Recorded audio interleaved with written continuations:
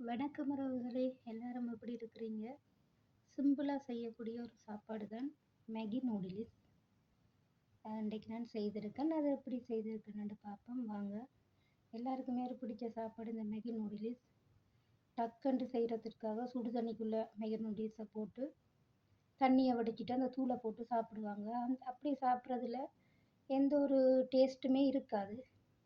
நாங்கள் கொஞ்சம் அதை டிஃப்ரெண்ட்டாக கொஞ்சம் வெஜிடபிள்ஸ் சேர்த்து காரமாக செய்து சாப்பிடும்போது நான் விரும்பி சாப்பிடலாம். நல்லா டேஸ்ட்டாகவும் இருக்கும்.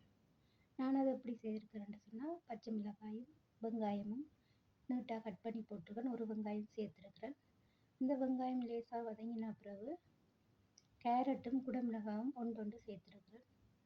நான் காரத்துக்கு கொஞ்சம் மிளகாய்த்தூள், உப்புத்தூள், மிளகுத்தூள் சேர்த்துருக்கிறேன்.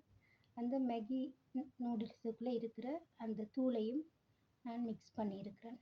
மிக்ஸ் பண்ணி அதுக்கு பிறகு 2 முட்டை பக்கத்தில் எடுத்து அதையும் போட்டு அதையும் கொஞ்சம் சுண்டி எடுக்க வேண்டியதை சுண்டி போட்டு எல்லாம் சேர்த்து மிக்ஸ் பண்ணிவிட்டு நல்லா இருக்கும். கொஞ்சம் வெஜிடபிள்ஸ் சேர்த்து நாங்கள் இந்த மேகி நூடுல்ஸ் செய்தோம்னு சொன்னால் நல்லா டேஸ்ட்டாக இருக்கும். நல்ல காரமாகவும் இருக்கும். எல்லாரும் விரும்பி சாப்பிடுவாங்க.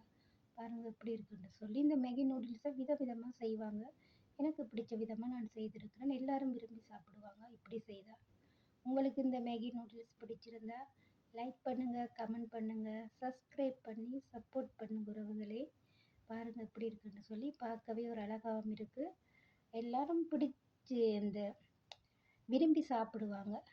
கொஞ்சம் சாப்பிட்றவங்க இப்படி செஞ்சு கொடுத்தா நிறைய சாப்பிடுவாங்க.